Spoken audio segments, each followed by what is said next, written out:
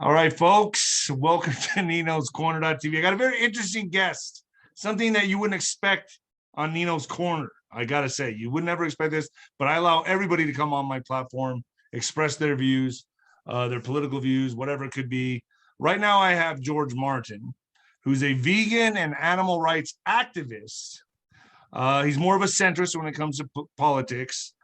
He's based out of the UK. He's an organizer for We the Free. And you can reach him at activism.wtf. Activism.wtf. George, thanks for joining me, man. Yeah, thanks so much for for balls letting to come on here because I'm a meat eater. I'm a carnivore.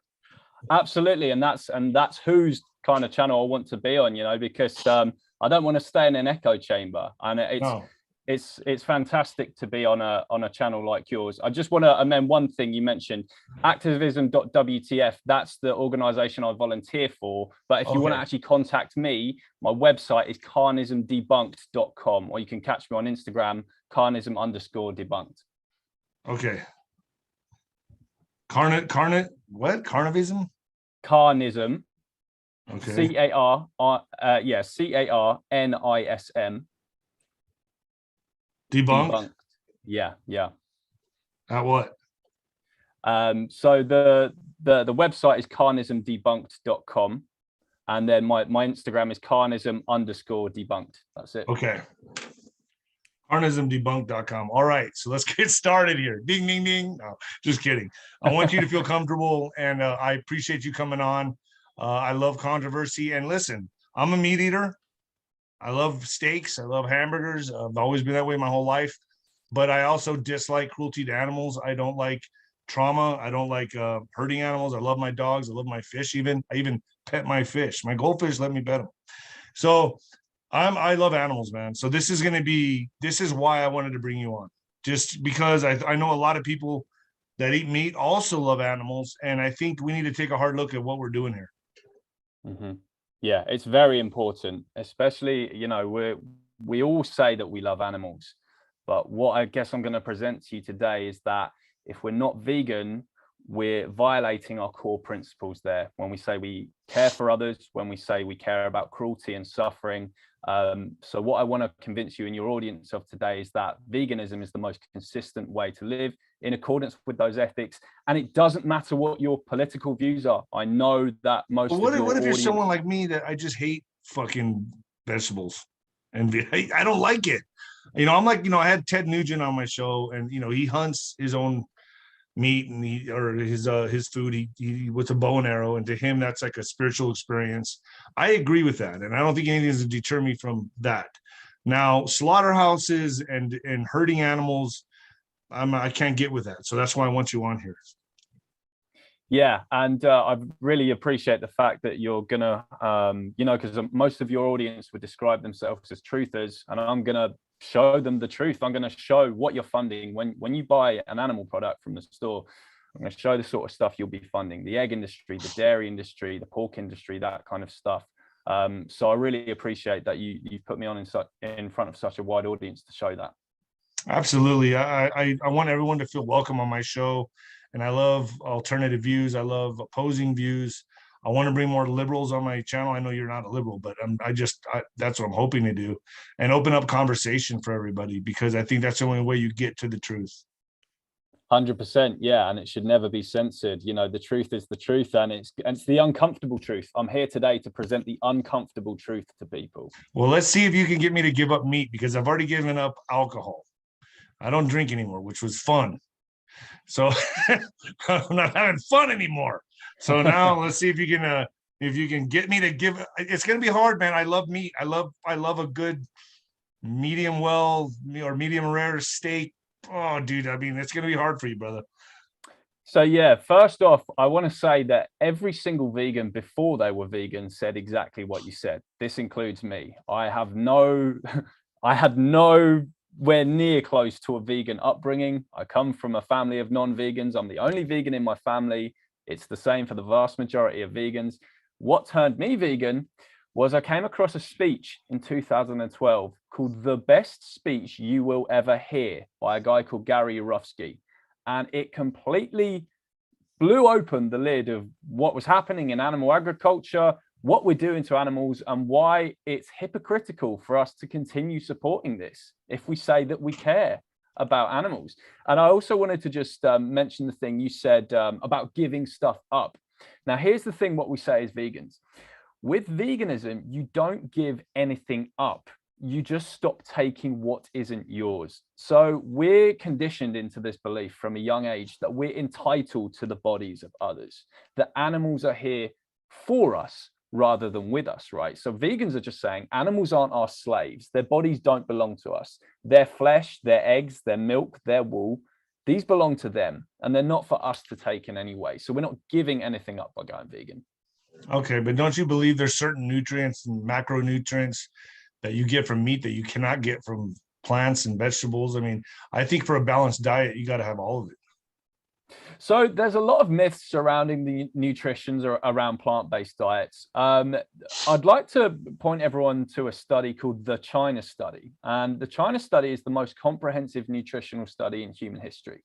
It's conducted over about 20 years in China by Oxford and Harvard scientists, I think it was, in association with government Chinese scientists. And what they concluded was that the optimum diet for human health was a whole foods plant-based diet, free of animal products, with a supplement for vitamin D, very important, and a supplement for B12. On the B12 thing, because a lot of your audience might say, well, you know, we're not getting that naturally, whatever, by being vegan, but your food is already B12 supplemented. If you're eating a steak, right, that is a fortified food because those cows are given B12 supplements or even injected with B12. Interesting. Okay. You know, and folks, I gotta say to my audience, this is the only channel that you're gonna have Ted Nugent, Ted Nugent and George Martin on the same channel. I just thought of that right now. I'm like, it's wow, groundbreaking. Yeah. So, I mean, what's your thoughts on like soy products? Yeah, so soy. Now, here's the thing. If people are talking about this idea that, you know, soy is harmful and all that kind of stuff, I also think there's a lot of misinformation about that, like the idea of like estrogens and stuff. So soy actually contains what's called phytoestrogens. It's not like the female hormone estrogen. There's a funny saying we have actually among vegans. We say, if soy made you grow boobs, it would be the #1 selling food for women in the world, right? The truth is, it doesn't. Sense, yeah, it doesn't do that. And with regards to the environmental stuff as well, people say, oh, you know, but what about all the deforestation and stuff you vegans are causing for soy? Vegans only buy like a minuscule amount of the world's soy. The vast majority of soy is fed to farmed animals. And I think like 92% of deforestation caused for soy production is fed to farmed animals. Yeah, I've heard that it hires estrogen in men. They give it to prisoners in prisons to hire the estrogen to lower the testosterone. That's what I've heard. It's all, I don't know. I have no proof on this. It's just hearsay. You know, I'm just trying to get you to debunk the hearsay that I hear. Like, okay, so soy products higher estrogen in men, but I know there's chemicals out there that they're putting in food though that do higher estrogen and that are harmful to people, correct? Yeah, so here's the thing. I think like average testosterone levels have plummeted. I think it's 1% per year since the 80s, right? And we're kind of still trying to figure out what that is. It could be stuff to do with plastics, certain stuff in processed food, as you mentioned, stuff that they're adding. But here's the thing. That study I mentioned, the China study that concluded a plant-based diet was the optimum diet for human health. It doesn't just recommend the standard vegan diet that a lot of vegans like myself eat. Like I eat a lot of junk food, right? I love my burgers, my pizza. The vegans have got everything like that. We've got a vegan version of everything. It recommended doesn't taste the same. Oh, but you can make it taste however you want. If you can flavor it like how, if you think of all your favorite animal foods, a lot of them are just seasoned in a certain way, right? But in any case, you know, that small difference in taste, whatever it is, you know, it's a trivial issue compared to what's happening to these animals, which I'll show you shortly. Well, here's the thing. It also seems like a huge inconvenience to be a vegan. Like, I mean, you got to go to a restaurant, have them prepare certain food a certain way, do this a certain way. I mean, I don't even know. I mean, it's just easier. Honestly, in today's society, it's easier to be a carnivore. Yeah, here's the thing. If you do anything that goes against the grain, you're ultimately gonna be I mean, you yourself, right? You're doing stuff that you're on a show that speaks uncomfortable opinions, right? But Yeah. that doesn't mean we shouldn't do them, right? It's all about saying I'm not going to conform to the status quo. You know, if you have a belief, then it's true, then you need to actually act on that. And yeah, sure, there are social pressures that try to convince people not to be vegan, but I would say it's easier than ever now to be vegan. And, you know, another thing we say as vegans is if you think that it's hard to be vegan, imagine how hard it is for the animals that you're not, because the animals are the true victims here. We're not the victims. Listen, I'm an animal lover, so that's why I know I'm giving you screen sharing capabilities. I am an animal lover. I love my dogs. I love my pets. I could never imagine frying up Axel in a frying pan. You know what I mean? Like I just can't, you know, and I know that I just don't know if I can give up the meat eating. You know, it's such an important, it's always been my main part of my diet has been carnivore, red meat. You know, I believe what's your view on hunting animals? What's your view on you know, hunting them for food and things of that nature? So here's the thing, like, now I'm not a welfarist, I'm an abolitionist, which means I don't believe in like nicer ways of doing things. I think all form of animal murder is bad, right? But I will admit that hunting for your own food is ethically preferable to buying farm animal products, but I still don't think it's ethical. What I would do is always replace the animal in that situation with a human and say, would that make it okay? And you can equalize the traits. So people saying, well, hold on, animals are different from humans. You know, a deer and a human, you can't compare the IQ or the sentience levels. But then I would just say, okay, but if you did have a group of humans that were running around like a wood and they had the sentience levels of deer, would it be okay to go out and shoot those humans with a bow because they're like overpopulated and so on?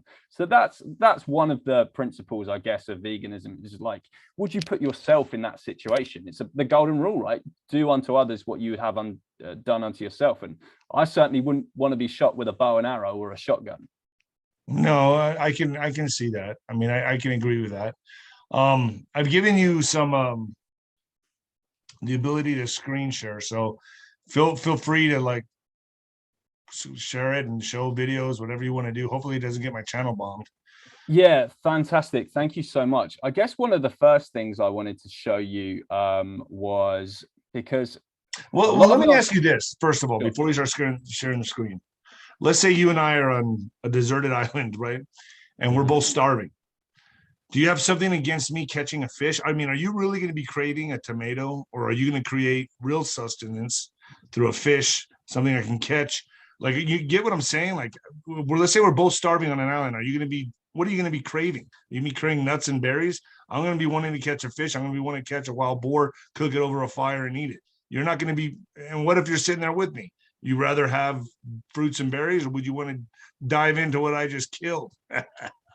So the whole desert island scenario, right? I don't think it's one of these hypotheticals that is actually worth entertaining. It simply isn't good. There's never going to be a scenario where Nino and You Joy never just stranded know on with the way the world's going. well, We may be hunting humans soon.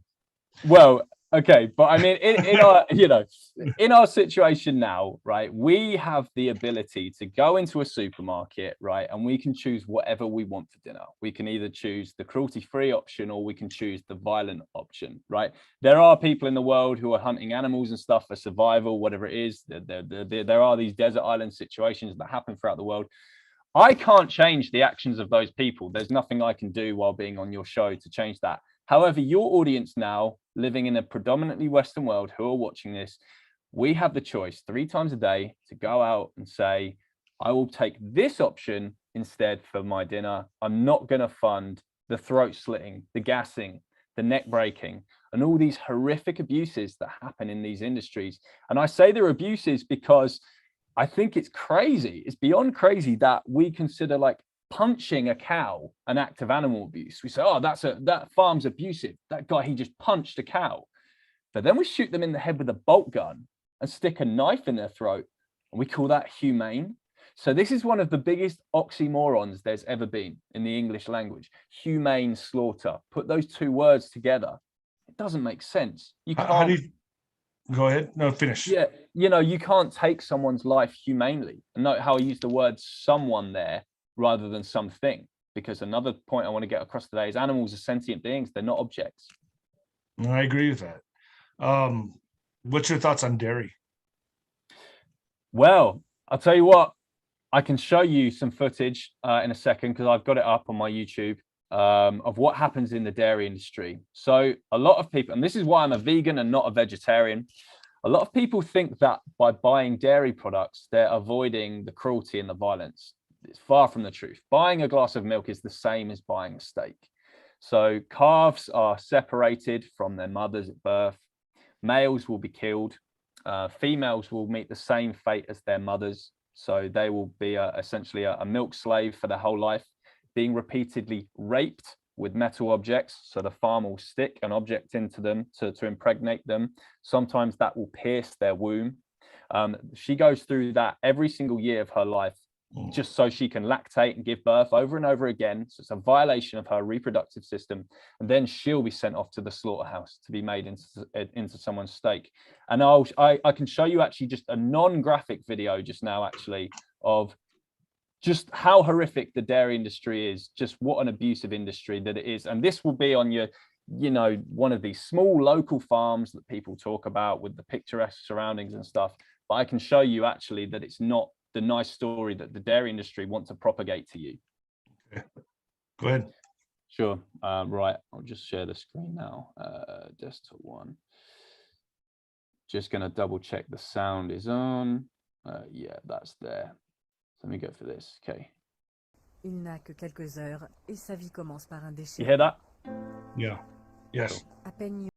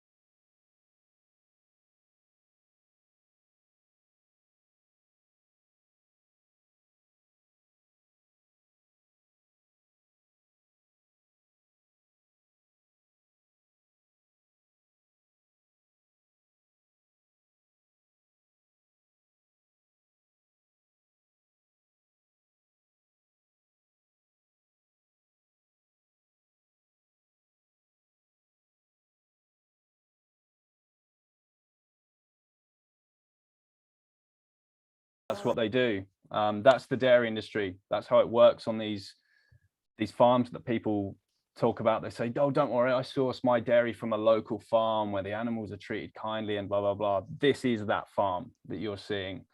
So I'm trying to show everyone that there's no nice way of doing this, and that animals aren't our slaves, and we don't have the right to their bodies. And I can see from you watching this footage, Nino, that you do care about animals and that this affected you watching that. And this wasn't even a graphic video. No, I'm not. No, it did bother me. Not gonna lie. Yeah. And I can also show people what happens even in the free range egg industry if you want, because your audience, I'm sure, will also say, well, what about if I buy free range eggs? Farming works via the same business model with It's eggs. it's almost best to not even know what goes on for me, but I'm open to this. So go ahead.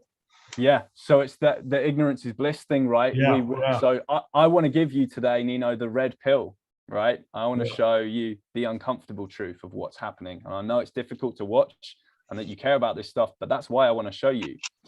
I'll show you now what happens in the free range egg industry. So again, farming works via the same business model with eggs and dairy. Males are no use because they don't lay eggs, they don't produce milk. So what's going to happen to them? Now, this is a graphic video, but I'm only going to show you a short clip of this. So when we buy eggs, including if they're free range, organic, whatever the bullshit label is that they put on the product, those birds will be sourced from what's called a hatchery, where males and female chicks are sorted. So female chicks will be sent off to the egg farms and eventually slaughtered after they've laid a profitable amount of eggs. This is what happens to male chicks at a hatchery. So they go along a conveyor belt. These are the males. And they're macerated. Really? Yeah. So they get shredded alive. You're talking probably billions of chicks per day worldwide.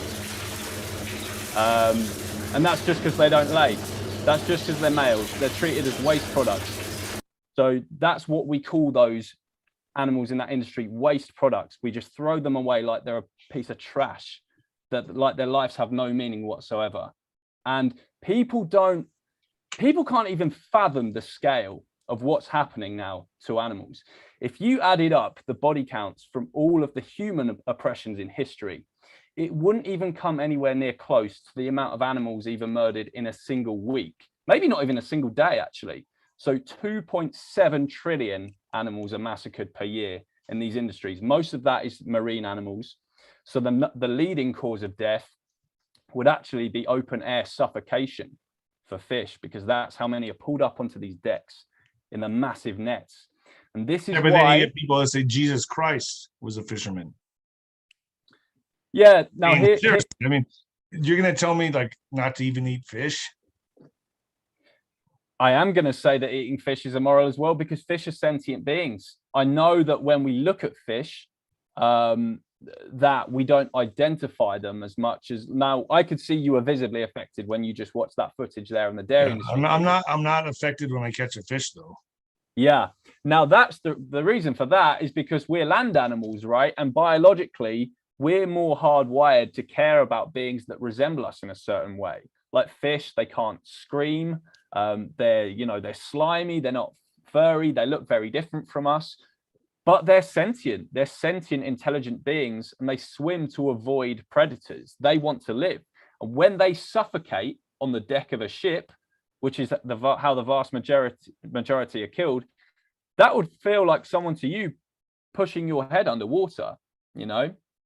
I understand that, but I mean, I think, let's just go back to that, like evolution, like millions of years back. I mean, I believe human beings were carnivores. We grew up eating not just nuts and berries, things like that, but hunting for our food, our shelter. We used them for, the Indians used buffalo for skin, for shelter. They used every single part of a buffalo. It wasn't until the white man came that they started slaughtering them, the tens and thousands, hundreds and thousands. So it's, I mean, if you're making good use of the animal, don't you feel like that is good? That if you're making absolute good use, like if it wasn't for the buffalo, the Indians would have never survived. So here's the thing. I don't think we can use what's been done in the past that worked out or was a survival to justify what we do now. So a lot of people say to me, but George, if it weren't for eating animals, the human race wouldn't be here today and blah, blah, blah. Now, a simple comeback to that is if we didn't, if the Allied forces didn't bomb Germany in the 40s, then maybe we'd be living under fascism now. But that doesn't give us the excuse to go and bomb Germany now. Basically, it's not relevant now to our situation. We're not in a survival situation, unlike our ancestors.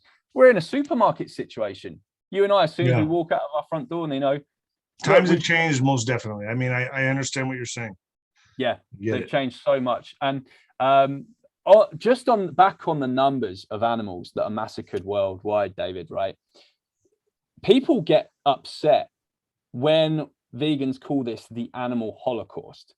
Now, I want to just describe what the word holocaust means in the dictionary. It means slaughter or destruction on a mass scale.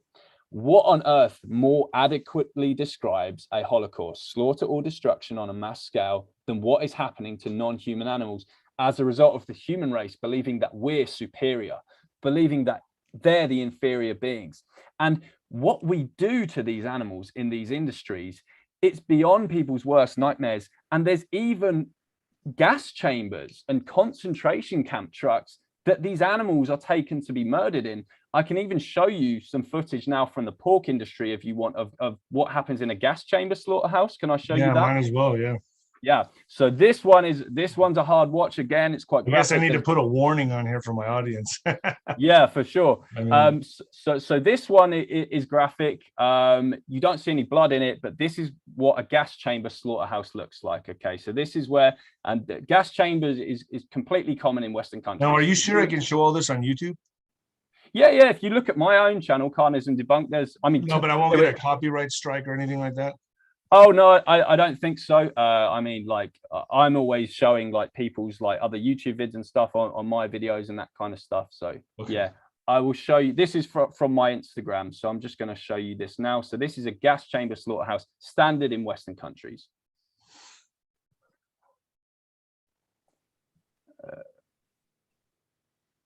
I might have to refresh that page.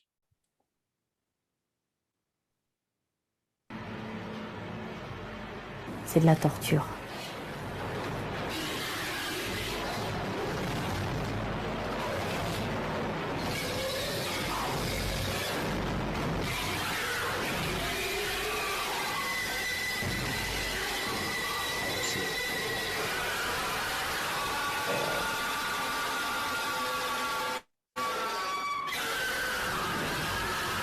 Now, how haunting are those screams? I mean, I don't think anyone watching that could be failed to be moved by what they've just seen, by what they've just listened to.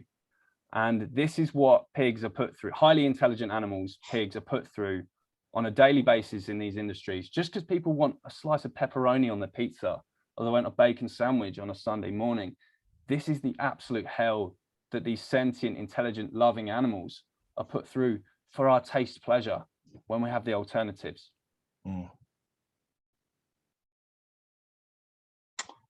Yeah, I'm not gonna say that wasn't disturbing. Yeah, absolutely. And you know, that's why, David, I appreciate you so much for having me on to actually show this, because most people would rather hide from the truth. Most people would rather say, no, sorry, George, I'm not gonna have you on my show, and I'm just going to want to live in my own comfortable bubble and my audience to just carry on what they're doing. But you've actually today said, I'm going to have someone on today who's going to challenge my views, whether you change or not. You know, you've had someone on today who's if it doesn't change me, hopefully it changes somebody in the audience. But I'm going to tell you what, I have to really think about this, because this is very disturbing. It's extremely disturbing. I'm not going to lie to you about that. Yeah, 100%. And you know, I don't like seeing this, man. Absolutely. I can tell that you're very much affected by what you've just seen. These are standard practice in these industries. And these animals, Nino, they're no different from your beloved dogs. We've been conditioned to see different animals as having different moral value. Oh, be nice to the dog, stroke the dog. But pig, yeah, that's for bacon. We can just put them into a gas chamber or stab them in the throat. You know, and the truth is, there's no moral difference between the two species. Neither want to die, neither want to suffer, and most even form complex, loving bonds with humans, just like your dog would. If you had a pig under your care, David, they would have a loving bond with you, just like your dogs do. How long have you been vegan? 9 years now. 9 years. So yeah, I changed very shortly after watching that speech. So I went vegan in January 2013, and it's the best decision I've ever made. While it's bittersweet, it's a bitter pill to swallow, knowing what happens to animals in this world, just knowing the horrific stuff that they're enduring right now as we speak by their billion. But at the same time, I sleep at night knowing that I'm not complicit in this anymore. Yeah. You know? Yeah. What kind of health benefits have you seen from going vegan?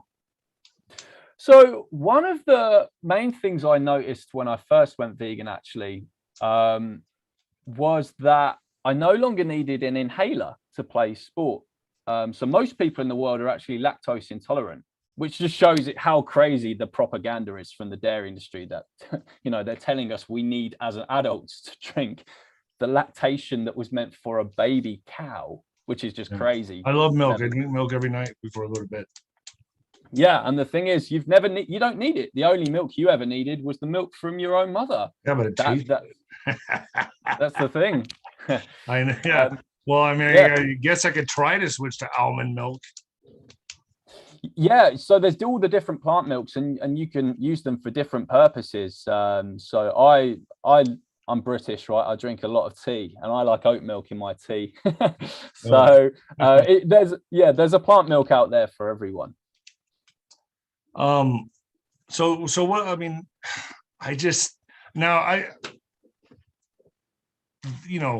among most athletes, I've heard of a lot of football players, basketball players, like, they're now going vegan, and these are big, strong guys.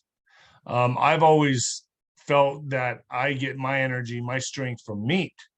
Is that a misconception? I would say it is. Yeah, I know you were a heavyweight boxer, a successful heavyweight boxer back in the day, David. But here's the thing: we can get all the protein we need from plants. So if you actually look at the protein intake in Western countries, vegans, this is non-athlete vegans. This is just like vegans like me. Vegans get more than double the amount of the RDA for protein every single day. It's easy enough for athletes to do this. If you watch the documentary Game Changers on Netflix, they will talk all about this, and it will show you a whole array of plant-based athletes who are avoiding animal products and are performing at the top of their game. As for energy, the primary source of energy for the human body is actually carbohydrates. Humans are built to run on carbs. This is our primary source of fuel for the human body. Yet we have this carbophobia, right? We're taught that carbs are bad. People are there's a misconception, right? People are they're taught that carbs turn into fat. Yeah. So here's the thing, that stuff like white rice and white pasta and sugar and refined drinks and those cereal, Lucky Charms cereals and this kind of stuff. Yeah, this is refined carb crap that is just going to make you fat, right? But complex carbs. And this is what we're built to run on. This is our fuel. So your plant foods and your things like, oatmeal and stuff in the morning, and your brown rice and starchy stuff. This is a great source of energy for the human body. I'm not gonna say that I'm gonna completely give it all up, but you have brought some very strong points to me, and I'm willing to start cutting things out, and I can start like that. I'm willing to look. This is very disturbing, what you just showed me. I'm not gonna lie, and very convincing, and I'm not going to be like the Bible beater, like the Jehovah's Witness that show up to people's doors. Hey, God. I'm not going to be like that with, I don't do that to people because I eat meat. I don't tell them, you should eat meat. But I don't feel anybody should tell anybody how they should live their life or eat or sexual orientation or anything like that. But you've brought some very disturbing facts, let's call them facts, to me and my audience. And I can't turn a blind eye to this. So you have achieved that. And now this is going to bug me. I'm not going to lie to you. This is going to bug me, and I will start taking things out of my diet and replacing them. Will I ever go completely vegan? I don't know. I don't, that's up for, not as of right now. I don't know how my audience feels.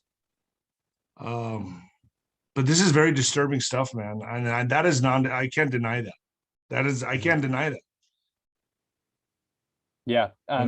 You've taken the red pill today, David, which is fantastic. And, the important thing is you've lit the match that could potentially spark a very significant change in your life. As I say, right now, you've just witnessed some very shocking stuff, and I know listen, when I go to a steakhouse or something like that, or any kind of restaurant, I'm going to think 2, 3, 4, 5 times before I even order anything of red meat now.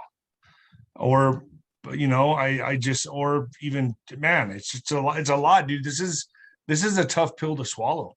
This is not easy, especially when it has to do with my lifestyle, you know?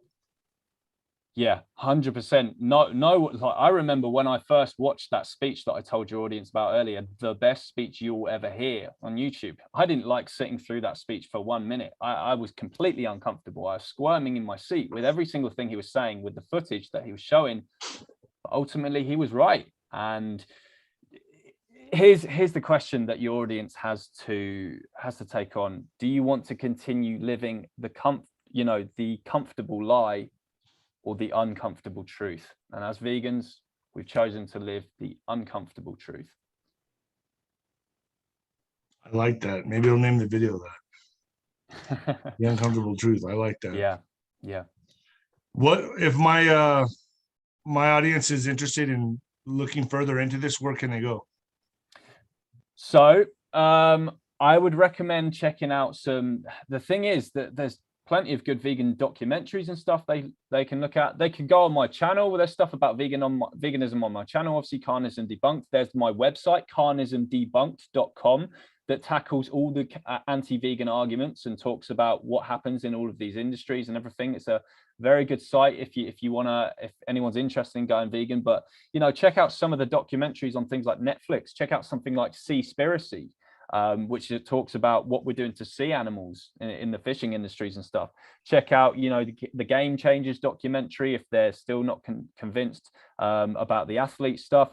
Check out What the Health is a documentary that the sort of truther side will love, because it talks about how big ag and big pharma sort of team up to brainwash us into eating these products, and how it benefits pharma for us to do this. So there's so much good info out there, and you know, I'll be old school and I'll just say, if anyone wants to see the thing that I was convinced by, check it out on YouTube, The Best Speech You Will Ever Hear by Gary Yourofsky. That was what changed me, and if it can change me, you know, someone who's the least vegan person in the world, it can change a lot of people. Well, you've definitely started me on a different kind of journey. This was uncomfortable. I like to have opposing views on my channel, and I, you know, if something that makes me uncomfortable means that it's something I need to look at. And I can't be a truther unless I look at all angles, man, all angles. That's why I want to welcome liberals on my channel. I would like to debate with them. I want them on. And you're not a liberal, but I'm a carnivore. You're a vegan, and there's opposing views right there. And I left myself completely open to your perspective. And I'll be honest with you, you've definitely jarred me. And now I feel that there's some things I need to look at in my life. So I want to thank you for that. Thank you so much, David. I really admire how open you've been in this, and that this wasn't a pleasant watch for you, the stuff that I've shown you, but No, I can tell that you care about animals, and that you're going to I care about animals more than people. Amen to that. They don't do shit. They don't do anything to anybody. They're Exactly. innocent souls, you know. They don't do shit to us, you know. You know, I'll never forget, like when I was in high school, I went with some friends to go shoot rabbits, and it's called bunny blasting here in the Southwest, right? I shot one, and I could never do it again. I shot one, and I never, the guilt I felt was so bad. I never went with them again. I always pretended to shoot at them, or, you know, my friends would be blowing them up here and there, and I would be like, I can't do this. This isn't for me, man. And I've never felt such shame and guilt ever in my life. And I never did it again. And I just I don't have that in my body to do things like that. And now that you showed me these videos, I need to take a hard look at my life and see if I can start changing some things. That's amazing. Thank you so much, Nino. It was, I feel absolutely, you know, honored to have come on to show your audience that, you know, such a wide audience that you have, and the fact that you've been so open about it and that it's affected you, I think is just amazing. I couldn't have hoped for a better result. Thank you. Absolutely, George. Thank you for coming on ninoscorner.tv. Actually, I'm going to put this on FluffTube, YouTube. That's what I call YouTube. I think this will make, I don't think I'll get bombed for this. I don't think I'll get a strike for this. So I'll put this up, man. So thank you, George, once again for joining me. Yeah, thanks so much, Nino. Let's It's keep been in a pleasure. touch. We'll keep in touch with me so again we can track my progress. Yeah, absolutely. You've got my number, Nino, if you ever need me. And yeah, any Absolutely. questions you have for me, just shoot me a message. I'm there. Thank you so much, George, for coming on. And I'm going to try to make some changes in my life. See where that leads. Amazing. Thank you so much. Have a good one. Yeah. You got it. God bless you.